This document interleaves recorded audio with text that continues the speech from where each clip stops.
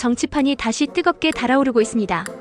최근 여론조사에서 국민의힘이 더불어민주당을 앞서는 결과를 기록했습니다. 그리고 윤석열 대통령의 지지율도 50%를 돌파하며 강한 상승세를 보이고 있는데요. 그러나 정당 지지율은 혼전 양상을 보이며 예측 불가능한 상황으로 치닫고 있습니다. 과연 이 흐름이 계속될까요? 오늘 영상에서 모두 분석해보겠습니다. 먼저 국민의힘의 지지율이 더불어민주당을 앞섰다는 소식부터 전해드립니다. 이는 단순한 숫자가 아닙니다. 현재 정치적 혼란 속에서도 국민의힘이 지지층을 결집시키고 있다는 증거인데요. 그렇다면 왜 국민의힘 지지율이 상승했을까요?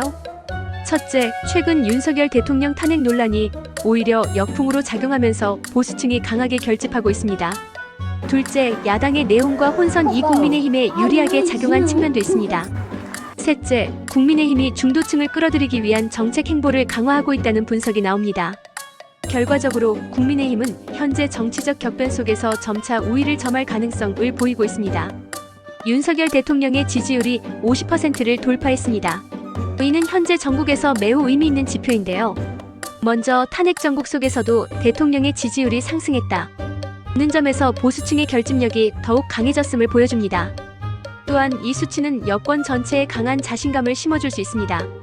특히 윤 대통령에 대한 신뢰가 유지되고 있다는 것은 총선에서 여당 후보들에게 긍정적인 영향을 줄 가능성이 높다는 뜻이기도 합니다. 그렇다면 윤 대통령의 지지율 상승이 앞으로 어떤 정치적 흐름을 만들어낼까요? 첫째, 국민의힘의 내부 단합이 더욱 강해질 가능성이 있습니다. 둘째, 야당과의 대립 구도가 더욱 뚜렷해질 것입니다. 셋째, 총선을 앞두고 윤 대통령의 정책 추진력이 더욱 강해질 것입니다. 결국 윤 대통령의 지지율 상승은 국민의힘에 힘을 실어주는 요소가 될 가능성이 높습니다. 그런데 한편으로는 정당 지지율이 엎치락뒤치락하는 혼전 양상을 보이고 있습니다. 이는 단순한 지지율 상승과는 다른 의미를 가집니다. 정당 지지율의 혼전은 국민의힘이 지금의 상승세를 유지할 수 있을지 미지수라는 점을 의미합니다. 왜냐하면 첫째, 중도층의 표심이 아직 완전히 결정되지 않았다는 점이 있습니다. 둘째, 더불어민주당 역시 반격에 나서면서 치열한 경쟁이 벌어지고 있다는 것입니다. 셋째, 여론조사마다 다소 차이가 있어 변동성이 크다는 점도 고려해야 합니다. 즉, 국민의힘이 상승세를 이어가려면 더 강력한 전략과 내부 결속력이 필요하다는 분석이 나옵니다. 윤석열 대통령의 지지율 50% 돌파, 국민의힘의 상승세, 정치권에서 새로운 흐름이 감지되고 있습니다. 하지만 정당 지지율의 혼전 양상은 여전히 불확실성을 남겨두고 있는데요.